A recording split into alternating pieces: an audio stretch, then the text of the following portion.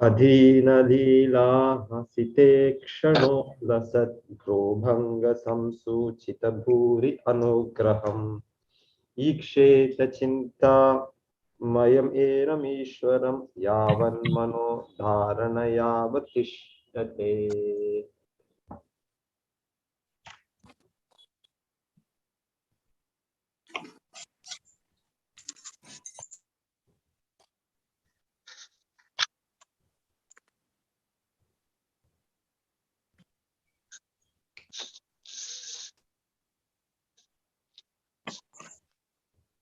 अधीनलीलाहसिते क्षणो लसत्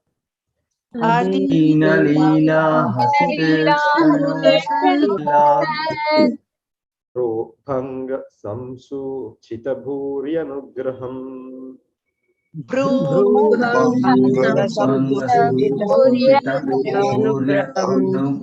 ईक्षेत चिंतामयमेनम् ईश्वरम्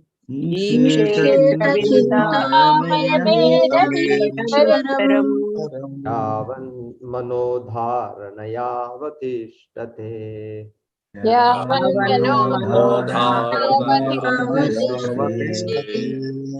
अधीनलीलाहसिते क्षणो लसत्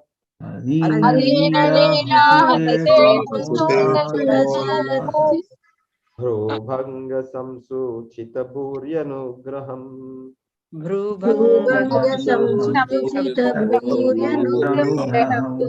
ईक्षेत चिंतामयमेनम् ईश्वरम्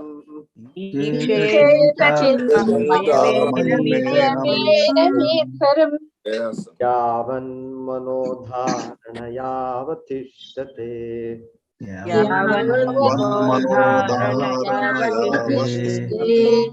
अधीनलीलाहसिते क्षणो लसत्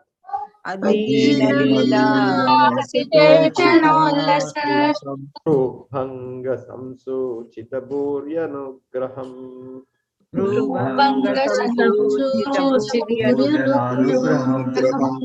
ईक्षेत चिंतामयमेनम् ईश्वरम्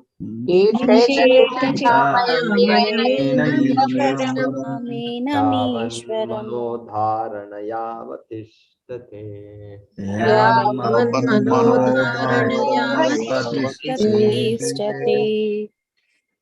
చదవండి అందరూ భక్తులు. हरे कृष्ण కంఠంగా రాదు, రాజు చెప్పేది. हरे कृष्ण प्रभु जी। हरे कृष्ण प्रभु।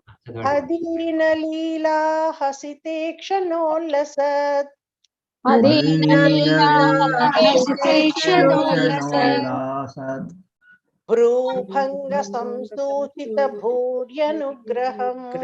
भ्रूभंग संसूचित भूर्यनुग्रहम् एत चिंतामयमेनमीश्वरम्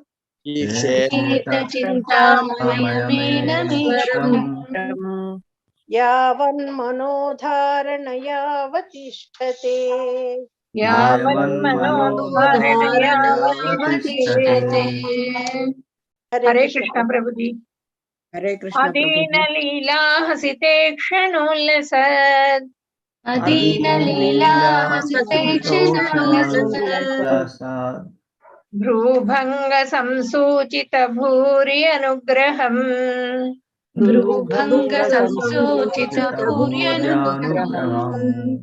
ईक्षेत चिंतामयं येन ईश्वरम्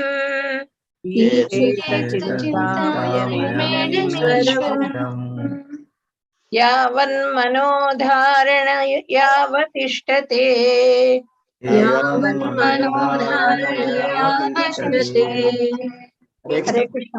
हरे कृष्ण प्रभु जी।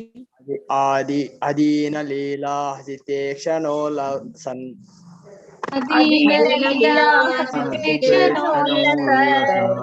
भ्रूभंग संसूचित भूर्यानुग्रहम्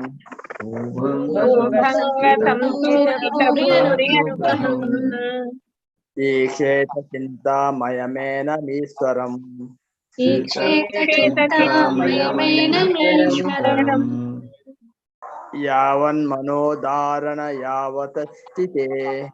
यावन्मनोधारणयावतिष्ठते कृष्ण प्रभु जी हरे कृष्ण प्रभु जी। लीला हसिते क्षणो लसद आदीन लोला भंग संसूचित भूर्यनुग्रहम् भंग संसूचित भूर्यनुग्रहम् ईक्षेत चिन्तामयमेनमीश्वरम् ईश्वरम् यावन्मनोधारण यावतिष्ठते यावन्मनोधारणयावतिष्ठते। हरे कृष्ण प्रभु। अधीन लीला हसिते क्षणोल्लसत् अधीनलीला हसिते क्षणोल्लसत् भ्रूभंग संसूचित भूर्यनुग्रहम् भ्रूभङ्गसंसूचितभूर्यनुग्रहम् ईक्षेत चिन्तामयमेनमीश्वरम् ईक्षेत चिन्तामयमेनमीश्वरम् यावन्मनोधारणयावतिष्ठते यावन्मनोधारणयावतिष्ठते। हरे कृष्णा प्रभु जी। हरे अधीन लीला हसिते क्षणोल्लसत् अधीनलीला हसिते क्षणोल्लसत् भूभंग संसूचित भूर्यनुग्रहम् भ्रूभङ्गसंसूचितभूर्यनुग्रहम् ईक्षेत चिन्तामयमेनमीश्वरम् ईक्षेत चिन्तामयमेनमीश्वरम् यावन्मनोधारण यावतिष्ठते कृष्ण प्रभु जी। हरे कृष्ण प्रभु जी। आदीन लीला हसितो क्षणोल्लसत्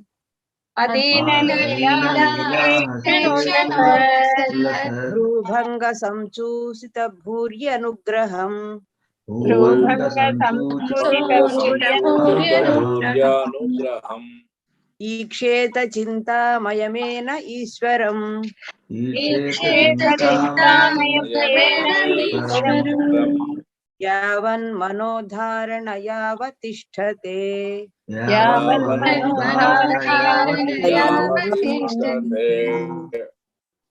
आदीनलील हसिते क्षणोल्लसत् अधीनलीला हसिते क्षणोल्लसत् भ्रूभंग संसूचित भूर्यनुग्रहम् भूर्यनुग्रहम् ईक्षेत चिन्तामयमेन ईश्वरम्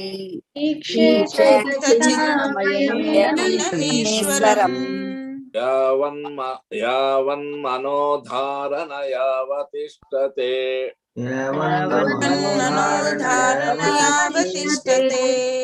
हरे कृष्ण प्रभु जी। अधीनलीला हसिते क्षणोल्लसत् अधीनलीला हसिते क्षणोल्लसत् भ्रूभंग संसूचित भूर्यनुग्रहम् अनुग्रहम् ईक्षेत चिन्तामयमेनमीश्वरम्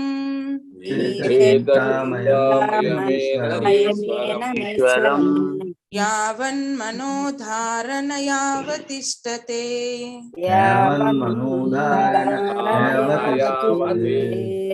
हरे कृष्ण। हरे कृष्ण। आदीन लीला हसिते क्षणोल्लसद् अधीनलीला हसिते क्षणोल्लसत् भ्रूभृङ्ग संसूचित भूर्यनुग्रहम् भ्रूभंग संसूचित भूर्यनुग्रहम् ईक्षेत चिन्तामयमेनमीश्वरम् ईक्षेत चिन्तामयमेनमीश्वरम् यावन्मनोधारण यावतिष्ठते यावन्मनोधारण यावतिष्ठते। हरे कृष्ण प्रभु जी। आदीनलील हसित क्षणोल्लसत् ఆదీన లీలా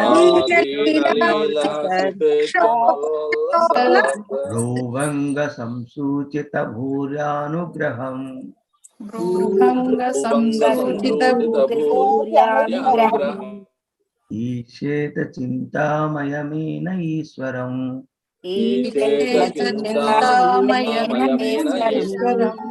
యావన్మనోధారణయావతిష్టతే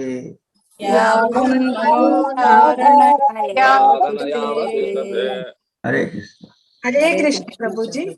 ఆదీన లీలా హసితే క్షణోల్లసద్ ఆదీన లీలా హసితే క్షణోల్లసద్ భ్రూభంగ సంసూచిత భూర్యనుగ్రహం భూభంగ సంసూచిత భూర్యానుగ్రహం ఈక్షేత చింతామయమేనమీశ్వరం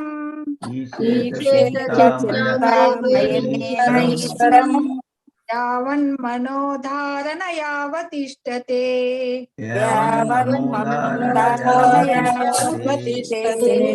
హరే కృష్ణ ప్రభుజీ. హరే కృష్ణ ప్రభుజీ.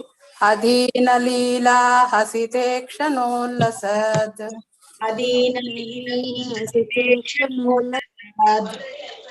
భ్రూభంగ సంసూచిత భూర్యనుగ్రహం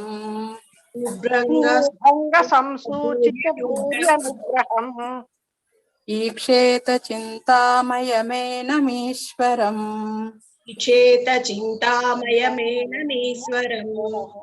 యావన్మనోధారణయావతిష్టతే.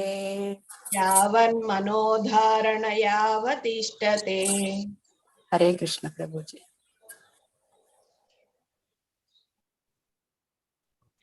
అధీనా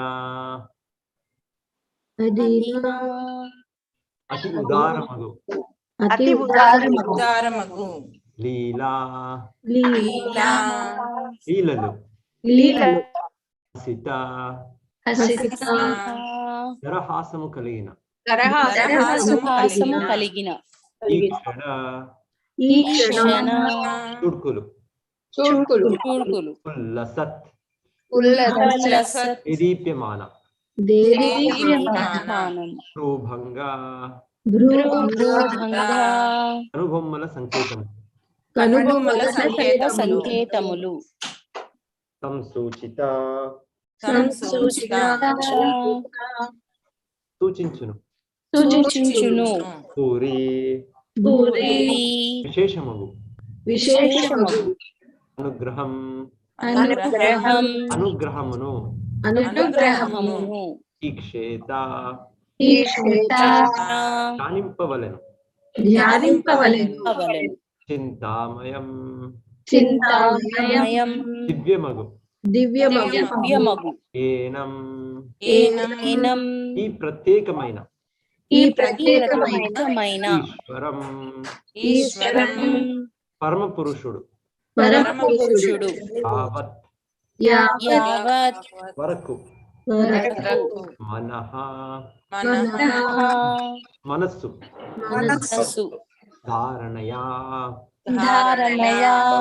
ధారణ ద్వారా అవతిష్టతే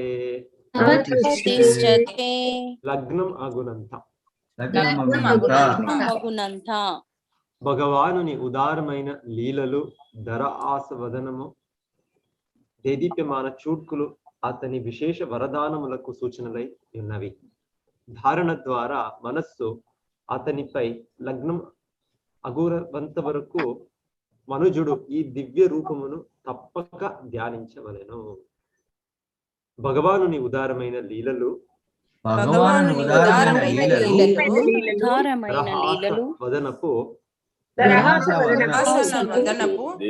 దీప్యమాన చూడ్కులు అతని విశేష వరదానములకు సూచనలై ఉన్నవి.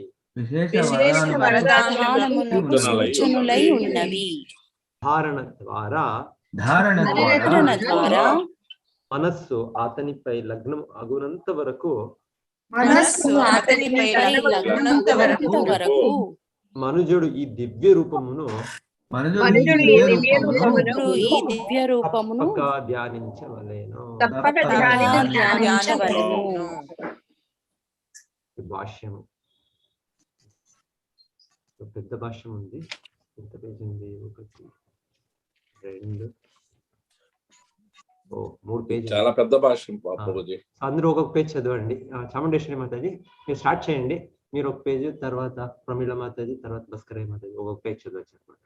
హరే కృష్ణ ప్రభు. నిరాకార ధ్యాన కారణముగా నిరాకారవాది పెక్కు క్లేశములను అనుభవించునని భగవద్గీత 12వ అధ్యాయము 5వ శ్లోకమునందు తెలుపబడినది.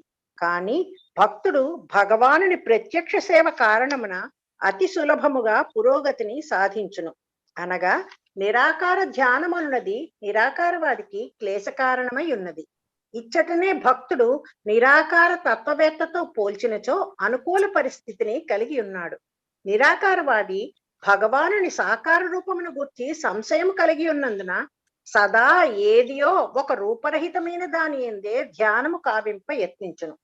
ఈ కారణము చేతనే భగవానుని నిజ రూపమునందు వాస్తవమైన మనోధ్యానమునకు సంబంధించిన ప్రామాణిక వచనము శ్రీమద్ భాగవతమునందు వసగబడినది. ఇచ్చట ఉపదేశింపబడిన ధ్యాన విధానము భక్తి యోగమే. అనగా మనుజుడు భౌతిక స్థితి నుండి ముక్తుడైన పిమ్మట వరరించడి భక్తియుత సేవ. జ్ఞానయోగమనున్నది భౌతిక స్థితుల నుండి ముక్తినందు విధానమై ఉన్నది. భౌతిక స్థితి నుండి మనుజుడు ముక్తుడైనంతనే, అనగా పూర్వము తెలుపబడినట్లు అతడు నివృత్తుడైనంతనే లేదా సర్వ భౌతిక అవసరముల నుండి విడిపడినంతనే భక్తి యోగ విధానమును ఆచరించుటకు యోగ్యుడగును. అనగా జ్ఞానయోగము భక్తి యోగమునందు ఇమిడి ఉన్నది. వేరు మాటలలో విశుద్ధ భక్తియుత సేవా విధానము జ్ఞానయోగ ప్రయోజనమును సైతము సిద్ధింపజేయును. భక్తి యోగము యొక్క క్రమానుగత వృద్ధి ద్వారా భౌతికత్వము నుండి విడుదల అప్రయత్నముగా సాధించబడును. భక్తి యోగపు ప్రభావమే అనర్థ నివృత్తి అని పిలువబడును. కృత్రిమముగా బడసి ఉన్నట్టి విషయములన్నీను ఈ భక్తి యోగ పురోగతితో క్రమముగా అదృశ్యము కాగలవు. ఈ విధానమునందలి తొలి అడుగు అయిన దేవదేవుని పాదపద్మ ధ్యానము అనర్థ నివృత్తి ద్వారా తన ప్రభావమును చూపవలెను. భౌతిక అస్తిత్వమున బద్ధజీవుని బంధించినటువంటి నీచముగు అనర్థము మైథున భోగవాంఛ. అది స్త్రీ పురుషుల కలయికలో క్రమముగా వృద్ధి చెందును. స్త్రీ పురుషులు ఏకమైనప్పుడు భవంతులు, సంతానము, స్నేహితులు, బంధువులు, ధనము మొదలగు వాని ప్రోగు ద్వారా ఆ కోరిక మరింత ఉద్ధృతమగును. ఇవన్నీను పొందబడినప్పుడు బద్ధజీవుడు అతి బంధనములలో మునిగిపోవును. మిథ్యాహంకార భావనము, అనగా నేను నాది అనడి భావన ప్రబలమగును.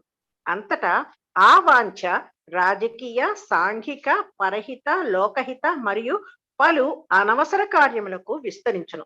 అట్టి కార్యములు ఆకాశం నందలి మేఘము వలె ఒక సమయమును గోచరించి మరుక్షణమే కనుమరుగయ్యడు సముద్ర అలల నురుగును పోలును. బద్ధజీవుడు ఈ విధముగా అట్టివానిచే మరియు కామవాంఛ ఫలములచే చుట్టబడును. కనుకనే భక్తి యోగము కామవాంఛను క్రమముగా ఎగిరింపచేయుటకు దోహదపడగలదు. ముఖ్యముగా ఆ కామవాంఛను లాభము, ఆరాధనము, గౌరవము అనేది 3 శీర్షికలుగా సంగ్రహపరచవచ్చు. హరే కృష్ణ ప్రభు. హరే కృష్ణ మాతాజీ. నెక్స్ట్ ప్రమీల మాతాజీ కంటిన్యూ చేయండి. ఇంకొక పేజ్. హరే కృష్ణ ప్రభు. హరే కృష్ణ. బద్ధ జీవులందరూ కామవాంఛ యొక్క ఈ వివిధ రూపముల ఎడని వెర్రెత్తి ఉన్నారు. ముఖ్యముగా కామభోగముపై ఆధారపడి ఉన్నట్టి అట్టి భౌతిక కాంక్షల నుండి తాను ఎంతగా విడిపడి ఉన్నాడో మనుజుడు తనకు తాను గుర్తించగలడు. తినిన ప్రతి ముద్దకు తన ఆకలి ఏ విధంగా శమయించనో మనుజుడు అనుభవం కలిగి ఉన్న రీతి కామవాంఛ నుండి ఎంతగా విడిపడెనో ప్రతి ఒక్కరూ గమనింపవలసి ఉన్నది. భక్తి యోగ విధానము ద్వారా కామవాంఛ దాని వివిధ రూపములతో సహా నశించగలదు. భౌతిక దృష్టిలో భక్తుడు విద్యావంతుడు కానప్పటికీ భగవత్ కరుణచే భక్తి యోగము అప్రయత్నముగా జ్ఞాన వైరాగ్యములను కలుగుచేయటయే అందులకు కారణము. జ్ఞానం అనగా విషయములను యథాతథముగా ఎరుగుడే అని భావము. అనవసరమైన విషయములు పలు కలవని యోచన ద్వారా ఎరుగగలిగినచో జ్ఞానవంతుడగు మనుజుడు సహజముగా అట్టి అవాంఛితములగు వానిని వదిలివేయును. బద్ధజీవుడు జ్ఞాన సముపార్జనము ద్వారా భౌతిక అవసరములను అనర్థములుగా గుర్తించగలిగినప్పుడు వాని నుండి విడివడు. ఈ జ్ఞానస్థితి వైరాగ్యం అనగా అనర్థ నివృత్తి అని పిలువబడును. యోగి అయిన వాడు ఆత్మతృప్తుడై ఉండవలననియు జీవన అవసరములకి అందప్రాయులకు జీవన అవసరములకి అందప్రాయులకు ధనికుల అక్కడ భిక్షమెత్తరాదనియు గతమందు మనము చర్చించి ఉన్నాము. ఆహారము, నిద్ర, ఆవాసము వంటి జీవన అవసరములకి శుకదేవ గోస్వామి కొన్ని వేరు విధములను ఉపదేశించి ఉన్నను. కామవాంఛకు మాత్రం ఎట్టి ఉపాయము తెలిపి ఉండలేదు. కామవాంఛను ఇంకనూ కలిగి ఉన్నవాడు సన్యాసాశ్రమమును స్వీకరించుటకు యత్నించరాదు. అట్టి స్థితిని సాధించని వానికి సన్యాసం అనే ప్రశ్నయే లేదు. కనుక మనుజుడు సన్యాసాశ్రమమును స్వీకరించుటకు మొదలు తగిన గురువు నిర్దేశమునందు క్రమానుగత భక్తియుత సేవా విధానము ద్వారాను భాగవత నియమములను అనుసరించడం ద్వారాను కనీసము కామవాంఛను తప్పక నియమింపవలెను. కనుక కామవాంఛ నుండి క్రమముగా ముక్తమగుటయే శుద్ధిపడుట అను దాని భావము. ఇచ్చట వర్ణింపబడినట్లు అది పాదముల నుండి ఆరంభమయ్యేది పరమ పురుషుని ధ్యానము ద్వారానే సాధ్యము కాగలదు. కామవాంఛ నుండి ఎంతవరకు విడివడేనో గాంచకుండా కృత్రిమముగా ఉన్నతిని పడయుటకు యత్నించుట ఎవరికి తగదు. శ్రీ కృష్ణ భగవానుని దరహాస వదనమే శ్రీమద్ భాగవతం నందలి దశమ స్కందం. ఎక్కువ మంది అల్పజ్ఞులు ఆ దశమ స్కందముని ముఖ్యంగా శ్రీకృష్ణుని రాసలీలను వర్ణించే 5 అధ్యాయములని అధ్యయనము చేయని ఆరంభించరు. అది నిక్కముగా సరి అయినది కాదు. భాగవతపు అట్టి అనుచిత అధ్యయనము లేదా శ్రవణము ద్వారా అవకాశవాదులు భాగవతము పేరిట కామభోగమునకు దిగి గొప్ప ఉపద్రవమును సృష్టించరు. అట్టి నామమాత్ర భక్తుల కర్మల వలన భాగవతమునకు అపకీర్తి కలుగుచున్నది. శ్రీమద్ భాగవత ప్రవచనమును ఆరంభించుటకు మొదలు మనుజుడు సర్వ విధములైన కామవాంఛల నుండి దూరుడు కావలెను. కామభోగము నుండి విరమణయే పవిత్రీకరణమను దాని భావమని శ్రీ విశ్వనాథ చక్రవర్తి ఠాకూర్లు స్పష్టముగా నిర్వచించి ఉన్నారు. యథాయథాధీష్ట శుద్ధితి విషయలాంపట్యం త్యజతి తథా తథా ధారయేతి చిత్తశుద్ధి తారతమ్యేనైవ ధ్యానతారతమ్యముక్తం అని ఆయన పలికి ఉండేది. బుద్ధి పవిత్రీకరణ ద్వారా మనుషుడు కామభోగ మత్తు నుండి బయటపడినంతట తదుపరి ధ్యానమునకై ముందడుగు వేయవలెను. అనగా హృదయం ఎంతగా పవిత్రీకరింపబడేనో అంతగా భగవాని దివ్య దేహం యొక్క వివిధ అవయముల ధ్యానమును వృద్ధి కావింపవలెను. సారాంశం ఏమనగా కామభోగమునందే ఇంకనూ చిక్కుబడి ఉన్నవారు భగవానుని పాదములను దాటి ధ్యానమును సాగింపరాదు. కనుక అట్టివారి భాగవత ప్రవచనమును ఈ గొప్ప వాంగ్మయములోని ప్రథమ ద్వితీయ స్కందములకి పరిమితము చేయవలెను. అనగా మనుజుడు మొదటి 9 స్కందములందలి విషయములను ఆకలింపు చేసుకున్నట ద్వారా పవిత్రీకరణ విధానమును పూర్తి చేయవలసి ఉంది. తదనంతరమే శ్రీమద్ భాగవతమునందలి దశమ స్కందంలోనికి అతడు అనుమతింపబడవలెను. హరే కృష్ణ. ఫినిష్ అయిపోయింది ప్రభుజీ భాష్యము. రేపు భాస్కర్ ప్రభుజీ రేపు మీరు చదవండి మీరే. హరే కృష్ణ. హరే కృష్ణ. ఓం జ్ఞానతిమిరాంధస్య జ్ఞానాంజనశలాకయా చక్షురున్మీలితం येन తస్మై శ్రీగురవే నమః. నమో ఓం విష్ణుపాదాయ కృష్ణప్రేష్ఠాయ భూతలే శ్రీమతే భక్తివేదాంత స్వామినితి నామినే. నమస్తే సారస్వతే దేవే గౌరవాణి ప్రచారిణే నిర్విశేష శూన్యవాది పాశ్చాత్య దేశతారిణే. जय श्री कृष्ण चैतन्य प्रभु नित्यानंद श्री अद्वैत गदाधर श्रीवासादि गौर भक्त वृंद. हरे कृष्ण कृष्ण कृष्ण हरे हरे हरे राम राम राम हरे हरे.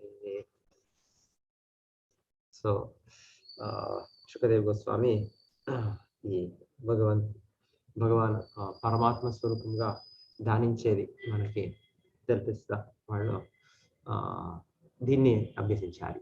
దీన్ని అభ్యసించేది అంటే భగవంతుని రూపము నిత్యమైనది, అది సత్యమైనది, అది ఏది కల్పన స్థితి కాదు అది అని మనకి వివరించి వాళ్ళు ఇది భక్తి మార్గంలో ఈ భగవంతుల పైన భగవంతుడి నామము, భగవంతుడి రూపము, భగవంతుడి లీలలు, భగవంతుల గుణ దీని గురించి మేము ధ్యానించేది ఇది చేయాలి అని మనకి ఇది భగవంతుడి రూప ధ్యానం చెప్తుంది.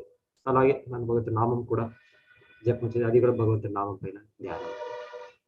ఎనీవే సో ఇది భగవంతుడి రూపం అనేది నిత్యమైంది. ఇది నిత్యమై మనకి వాళ్ళు ఈ నిరాకరవాదులు వాళ్ళ గురించి భగవంతుడి గీతాలో చెప్పింది. క్లేశ అధికతరస్తేషాం అవ్యక్త ఆసక్త చేతసాం. క్లేశ కృష్ణ చెప్పేది చాలా చాలా కష్టం, క్లిష్టం. భగవంతుడు రూపరహితుడు అని తెలుసుకొని, అది అవ్యక్తుడు అని తెలుసుకొని, అది ఒక ధ్యానించే ఒక విధానం, ఏదో ఒకటి వెలగు, ఏదో ఒకటి ఒక శూన్యము, ఒక సొన్న అని రకరకంగా వాళ్ళు కల్పించుకొని ధ్యానించే విధానాలు ఉన్నాయి. అయితే భక్తులకి అది అంత అవసరం. భగవంతుడిది రూపము కూడా శాశ్వతం, భగవంతుడి రూపం ఆధ్యాత్మిక రూపం. సో లేకుంటే ఈ ధ్యానం ఇది ఎంతో సంవత్సరం, ఇది అవ్యక్త, అచింత్య, అరూపం ఇది ధ్యానించేది. సో అవ్యక్త ఆసక్త, ఎవరికి అవ్యక్త రూపంగా భగవంతుడు బ్రహ్మజ్యోతిగా సర్వవ్యాపకమైన దీనిగా ధ్యానించేది, అది చాలా కష్టం. అవ్యక్త ఈ గతి దుఃఖం దేహవద్భిర్ అవాప్యతే. భగవంతుడు మనకి భగవద్గీతలో కూడా తెలిపేది, ఈ అవ్యక్త రూపంగా ధ్యానించేది చాలా కష్టమైనది, క్లిష్టమైనది. సో ఇది చాలా అనువైనది భగవంతుడి భక్తి యోగంలో మేము భగవంతుని ధ్యానించేది. సో అదే చెప్తున్నా, అది జ్ఞాన మార్గంలో వస్తుంది, జ్ఞాన యోగులు అని చెప్తారు. ఈ భక్తి యోగులు అన్ని యోగులను శ్రేష్ఠులు వలన ఇది దీంతో ఆటోమేటిక్ గా జ్ఞాన యోగం నుంచి మనకి అవసరమైన జ్ఞాన వైరాగ్యము ప్రాప్తి అవుతుంది. సో భక్తిలో మేము వృద్ధి అయినంతో మనకి సహజంగానే ఈ యొక్క ఏది జ్ఞానం యథార్థంగా విషయంగా అవగాహన చేసుకునేది, నేను ఆత్మ అని. సో తర్వాత జ్ఞానం నుండి ఈ భౌతిక వస్తువుల నుంచి దొరికే ఒక విరక్తి వైరాగ్యము అది వస్తుంది అని, దానికోసం అది కూడా ఇక్కడ చెప్తున్నారు. అది ప్రత్యేకంగా ఏమి అది మేము ధ్యానించి ఆ జ్ఞానం పొందేది, ఆ నివృత్తి, వైరాగ్యం విరక్తి పొందేది అవసరం లేదు అని చెప్తున్నారు. సో భగవద్గీతలో ఇంకొక వైపు కూడా కృష్ణ ఏం చెప్తారు నాకు, యాక్చువల్లీ భక్తి అంటే నిజమైన భక్తి, శుద్ధ భక్తి ముక్త స్థితిలో చేసేది అని చెప్పేది భగవంతుడు. ఈ సాధన భక్తిలో కూడా మనం భగవంతుని ఆశ్రయించే ద్వారా మనం వీతరాగ భయక్రోధ మన్మయ మాం ఉపాశ్రితా బహవో జ్ఞాన తపస పూత మద్భావం ఆగతాః.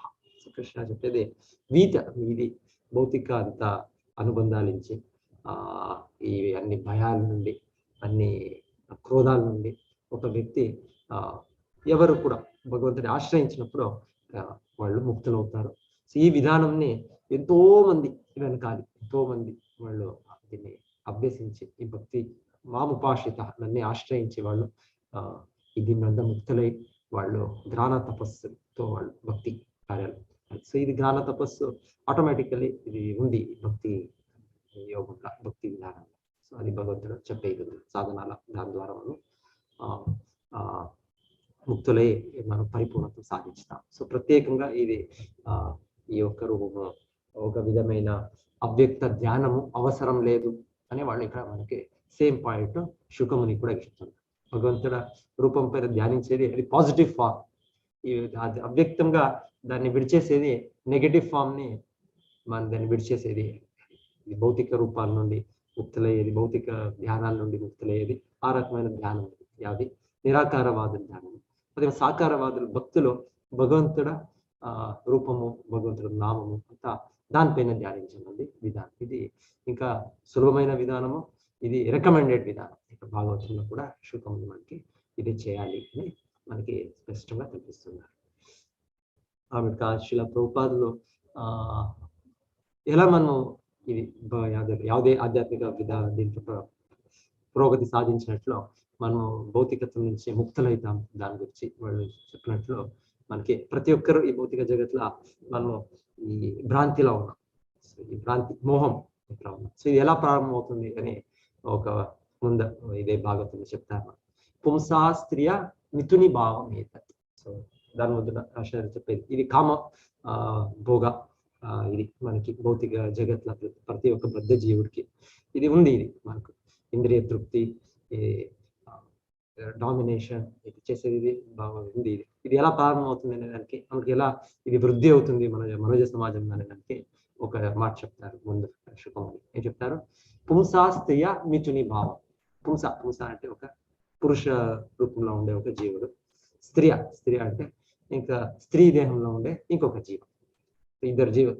సో వాళ్ళు పుంసా స్త్రీయ మిథుని భావం అవుతుంది. ఇది భగవంతుడు చేసిన భ్రాంతి శక్తిలా మొదటగా ఇది వ్యక్తమయ్యేది ఒక ఆకర్షణ, దీని నుండి స్టార్ట్ అవుతుంది. పుంసా స్త్రీయ మిథుని భావం, అది సహజంగా అది ఒక వయసు వచ్చినాక ప్రతి జీవుడికి అది ఆకర్షించేది. ప్రతి ఒక ఏది జీవరాశులు ఉన్నాయి అన్ని దాంట్లో ఉంది. విశేషంగా ఇక్కడ మనుష్య జన్మంలో కూడా మనం ఇదవుతుంది అని ఇక్కడ చెప్తున్నాడు. పుంసా స్త్రీయ మిథుని భావం అయితే తయోర్ మిథో హృదయ గ్రంథి భావం. సో వాళ్ళు సపరేట్ గా ఉండే వరకు ఏమీ లే, పోతే కలిసినాక ఐదర్ లీగల్ అథవా ఇల్లీగల్. సో మన శాస్త్రం చెప్పేది లీగల్ గా ఒక వివాహంగా దీనిగా కలిసే విధానం, ఏదైనా విధానం. తయోర్మితో హృదయ గ్రంథి భావం, కలిసిన తక్షణమే హృదయంలో ఒకటి చిన్న పెద్ద గంట, ఇది నాట్ తయోర్మితో హృదయ గ్రంథి భావం. తర్వాత అత గృహ క్షేత్ర సూత ఆప్త విత్తై. సో అంతవరకు ఎవరికి ఏమి ఇదిలే. ఇప్పుడు శుకమని చెప్పినట్లు ఎక్కడ కూడా నివసించవచ్చు, పర్టికులర్ బ్రహ్మచారి చెప్తారు, ఎక్కడ కూడా ఉండొచ్చు, కొంత ఆహారం తీసుకోవచ్చు, ఏమి కష్టం లే జీవనం. పోతే ఇప్పుడు ఇదైనాక ఆ హృదయ గ్రంథి అయినాక ఆటోమేటిక్ గా గృహం కావాలి, మళ్ళీ క్షేత్రం కావాలి. అత గృహ క్షేత్ర సూత, మళ్ళీ సూత పుత్రహీనం గృహం శూన్యం. అత గృహ క్షేత్ర సూత ఆప్త, అంతా ఒక వీళ్ళు కావాలి మాకు రిలేటివ్స్. అత గృహ క్షేత్ర సూత ఆప్త విత్తై, అంతా కూడా నడిచేదానికి భౌతిక జగత్లో డబ్బులు లేక ఏది కూడా నడవదు. అత గృహ క్షేత్ర సూత ఆప్త విత్తై జనస్య మోహోయం అహం మమైతి. సో ఇది నాది, ఇది నా వాళ్ళు, అహం మమైతి అని ఇది ప్రతి ఒక్క ప్రతి ఒక్క జంతువులకి ఒక మోహం వచ్చేది అని చెప్పేది. సో ఈ రకంగా ఈ కామ భోగం ఎలా ఎక్కువ వృద్ధి అవుతుంది సామాన్యంగా. అయితే మనుజ జన్మ లక్షణం అంటే దాన్ని తగ్గించాలి. దాన్ని తగ్గించేది భక్తి విధానంలో చెప్తున్నారు. చాలా బాగా ఉపమానం ఇస్తున్నారు. ఎలా ఒక వ్యక్తి ఆహారం ప్రతి ముద్ద వాళ్ళు నోటికి తీసుకున్నట్లు వాళ్ళు సంతృప్తి దొరుకుతుంది వాళ్ళకి. సో అలాగే ఈ భక్తి మార్గం, మన భక్తి తత్వాలు అనుసరించినప్పుడు ఆటోమేటిక్ గా మనకి ఆ ఆధ్యాత్మిక ఆనందం దొరికినట్లు ఈ భౌతిక విషయం నుండి మనకి ముక్తులు అవుతాం. ఈ కామం, ఇది భోగం, ఇది మనకి ఇది ఉంది, ప్రతి ఒక్కరికి బంధించి ఉంది, ఇది ముష్టి, అది తగ్గుతుంది అని చెప్తున్నారు. ఆహారం తీసుకున్నట్లు మనకి క్షుత్ తృత్ ఇది చెప్తారు. ఇది అంటే మనకి ఆకలి వెళ్ళిపోతుంది, మనకి ఒక సంతృప్తి అవుతుంది ఆహారం తీసుకున్నట్లు. అలాగే ఒక శక్తి వస్తుంది మనకి. అసహజం, ఎవరికి ఏమి అడిగేది కావాల్సిందే, మీకు ఆహారం తీసుకున్నారు, మీకు ఆకలి వెళ్ళిందా, మీకు ఆనందమైందా, మీకు శక్తి వచ్చిందా, ఆటోమేటిక్ గా వస్తుంది ఆహారం స్వీకరించినప్పుడు. మనకి ఒక ఆకలి ఉన్నప్పుడు ప్రతి వ్యక్తికి అదే రకంగా చెప్తున్నాడు. భక్తి విధానం అనేది సహజంగా ప్రతి ఒక్కరు అది అనుభవించవచ్చు. ప్రతి ఒక్కరు మనం ఈ భౌతిక విషయాల వస్తువుల నుండి కామవాంఛ నుంచి ముక్తులవుతున్నాము. దానికోసము అది చెప్తున్నారు. ఇది ఫస్ట్ గా ఇది గ్రాస్ గా, సో తర్వాత సటిల్ గా కూడా ఉంది, స్థూలంగా సూక్ష్మంగా తర్వాత ఉంది. సో స్థూలంగా ఇది చెప్పినట్లు ఇది నేను కంట్రోల్ చేయాలి, ఇది కావాలి, ధన జన ఇదంతా మనకి ఉంటుంది, మనకి భౌతిక.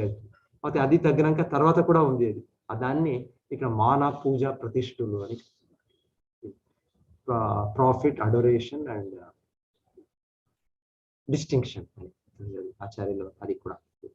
సో అది కూడా ఒకటి మనకి ఏం చెప్తారు దాన్ని వీడ్స్ అని చెప్తారు. వీడ్స్ భక్తి మార్గంలో ఇది కూడా ఒక సూక్ష్మమైన కామభావమే. అది మనం కంట్రోల్ చేయాలి, ఇంకొకరు మనకి గౌరవం ఇవ్వాలి, మనకి వాళ్ళు పూజించాలి. సో ఇది సహజంగా అది సూక్ష్మమైన ఇది మన వాంఛలు, మన కోరికలు మనకి. సో అది కూడా ఒక రకమైన కామభావమే, సూక్ష్మ రూపమైన కామభావనాలు అని ఇక్కడ చెప్తున్నారు దాని గురించి.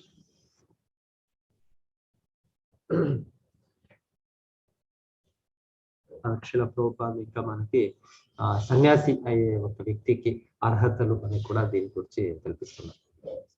భక్తి మార్గంలో 9 స్టేజెస్.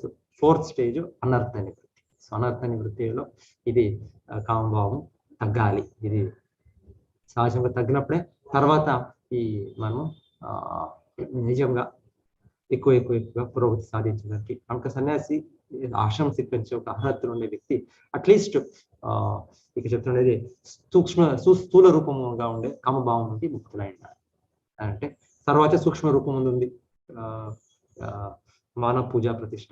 దాని మొదట అట్లీస్ట్ స్థూలంగా అట్లీస్ట్ వ్యక్తి ముక్తులైనప్పుడు దాన్ని స్వీకరించాలి, లేకుంటే అది ఒక డిస్టర్బెన్స్ సోషల్ ఆర్డర్కి. సో అది కూడా ఆచార్యులు అర్హతలు, అది ఒక సన్యాసి వ్యక్తి ఒక అర్హతలు అని కూడా ఒక హెచ్చరం మనకి తెలిపిస్తున్నారు. ఆమె ప్రభుపాదలో అదే ధ్యానం చెప్పేది భగవంతుడు మనం ధ్యానించేది ఒక మూర్తి, భగవంతుడు దివ్యమూర్తిని దర్శించినప్పుడు భగవంతుడు కాళ్ళ నుండి మనం పాదాల నుండి దర్శించాలి.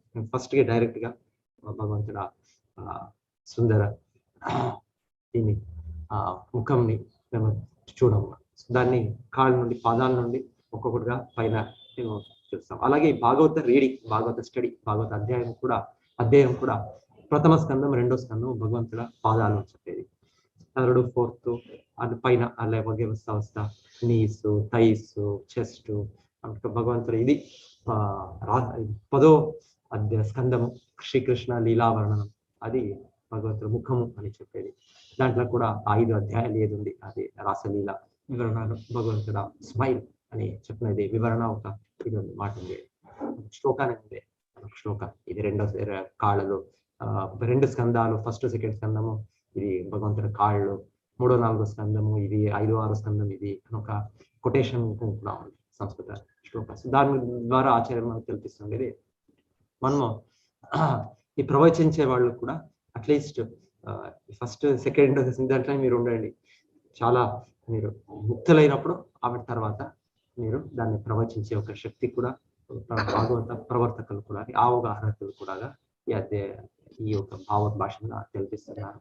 ఆమెట్గా దీన్ని అధ్యయించి దీన్ని అవగాహన చేసుకొని తర్వాత మనము భగవంతుల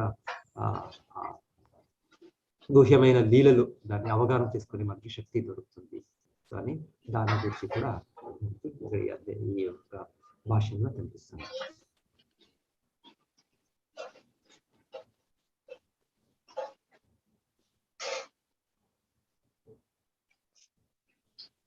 శ్రీమద్ భాగవత ప్రవచనమును ఆరంభించుటకు మొదలు మనుజుడు సర్వ విధములైన కామవాంఛల నుండి దూరుడు కావలేదు, కామభోగము నుండి విరమణయే ప్రతికరణం అనుదాని భావమని శ్రీకృష్ణ విశ్వనాథ చక్రవర్తి ఠాకూర్లు స్పష్టంగా నిర్వచించి ఉన్నారు. బుద్ధి పవిత్రీకరణ ద్వారా మనుజుడు కామభోగమత్తు నుండి బయటపడినంతట తదుపరి ధ్యానమునకై ముందడుగు వేయవలెను. అనగా హృదయం ఎంతగా పవిత్రీకరింపబడెనో అంతగా భగవాను దివ్య దేహము యొక్క వివిధ అవయముల ధ్యానమును వృద్ధి కావింపవలెను. సారాంశం అనగా కామభోగమునందే ఇంకను చిక్కుబడి ఉన్నవారు భగవాను పాదములను దాటి ధ్యానమును సాగింపరాదు. కనుక అట్టివారు భాగవత ప్రవచనమును ఈ గొప్ప వాన్మయములోని ప్రథమ ద్వితీయ స్కందములకే పరిమితము చేయవలెను. అనగా మనుజుడు మొదటి 9 స్కందములందరి విషయములను ఆకళింపు చేసుకొనుట ద్వారా పవిత్రీకరణ విధానమును పూర్తి చేయవలసి ఉన్నది. తదనంతరమే శ్రీమద్ భాగవతమునందలి 10వ స్కందంలోనికి అతడు అనుమతింపబడవలెను. సంవత్సరం మనకి ప్రభుపాద ఆచార్యులు 10వ స్కందము ప్రత్యేక ఒక పుస్తకం, కృష్ణ పుస్తకం ఇచ్చారు. సో శిష్యులు అడుగుతారు వాళ్ళకి, మీరు మరి ఇక్కడ ఇలా చెప్తున్నారు, మీరు మేము 10వ స్కందము కృష్ణ లీలాలు వినరాదు, లేకపోతే కృష్ణ విని దాన్ని అర్హతలు పొందాలి మొదటగా, తర్వాత మనము దాన్ని స్టడీ చేయాలి. సో ప్రభుపాద చెప్తారు, లేదు, నేను ఆ పుస్తకాన్ని ఎలా రచించాను అంటే ప్రతి ఒక్క ఒక వ్యక్తిని కూడా, ఈవెన్ ఆరంభికగా ఉంటాను వాళ్ళు దాన్ని అక్కడ విని ఆచార్య శిల ప్రభుపాద ఎంత కేర్ఫుల్ గా మనకి కృష్ణ బుక్ మీరు చూస్తే ఫస్ట్ గా స్టార్టింగ్ లో చాలా డీటెయిల్ ఎక్స్ప్లెనేషన్. సో కృష్ణ మనకు అనిపిస్తుంది కృష్ణ బుక్ ఫస్ట్ గా ఎవరు కొనుక్కున్నప్పుడు, నేను కొనుక్కున్నప్పుడు చాలా స్టోరీస్ ఉంటుంది, చాలా బాగుంటుంది. అయితే ఫస్ట్ గా వింటుంటే తత్వాలు పేజ్ అయినా పేజ్, ఇంకొక ప్రతి పేజ్ తీస్తేనో ఎంత తత్వం ఉంది, ఎంత ఇది ఫిలాసఫీ చూస్తే ఇంట్రెస్ట్ రాదు. నేను ఫస్ట్ టైం కొంత పేరు చదివినాక విడిచేసాను, చాలా పైకి ఈ బుక్ నాకు వద్ద. సో ఎలాంటే ఫస్ట్ గా మనకి భగవంతుడు అవగాహన కావాలి, తత్వం అవగాహన. సో ఆచార్యులు మనకి ఆ కృష్ణ పుస్తకం రచించినప్పుడు 10వ స్కంద సారం కూడా చాలా వాళ్ళు భాష్యతో వాళ్ళు ఎక్స్ప్లెనేషన్ ఇచ్చారు. ఇంట్రడక్షన్ కావచ్చు, తర్వాత ఆ అధ్యాయాలు, ఆ దేవతల ప్రార్థనలు అంతా ఉంది స్టార్టింగ్, ఎంత డీటెయిల్ గా. ఆమెట్క తర్వాత భగవంతుడు ఈ లీలలో వస్తుంది, రాసలీల వర్ణన వస్తుంది. సో దాన్ని కూడా ఆచార్యులు చాలా చక్కగా మనకి ఎంత మనం డైజెస్ట్ చేసుకోవచ్చు, జీర్ణించవచ్చు, అలాగే మనకి ప్రజెంట్ చేశారు అన్నమాట. సో నేను చదవచ్చు దానికి. అయితే ఎవరో ఒక వైపు వెళ్ళి అడుగుతారు ప్రభుపాదకి, కానీ అది వింటున్నప్పుడు నాకు చాలా కామ భావం వస్తుంది నాకు అని ఎవరో శిష్యులు. సో చిన్న ప్రభుపాద అలాగుంటే మీరు స్టాప్ చేయండి, ఆ అధ్యాయాలు ఏం వర్ణాలు ఉన్నాయి మీకు, ఇంకా అది ఇదిలే, దాన్ని సరిగా అవగాహన చేసుకునే శక్తి లేదు అన్నప్పుడు దాన్ని చేయాలి. మనకి భగవద్గీత ఉంది, భాగవత ఎన్ని స్కందాలు ఉన్నాయి, సో దీన్ని మనం అధ్యయనం చేయాలి. ఇది మనకి ఏ విధానంగా మనం శ్రవణం చేయాలి అది కూడా మనకి ఆచార్యులు చూపిస్తారు. హరే కృష్ణ భక్తులకి. సో ఇంకేదైనా పాయింట్స్ ఎవరు ఏదైనా డిస్కషన్ చేయాలంటే చెప్పండి. ప్రభు, ఇందాక మీరు చెప్పిన శ్లోకాలు భాగవతంలో తర్వాత అధ్యాయంలో ఎక్కడైనా వస్తాయా? అంటే సుఖదేవ్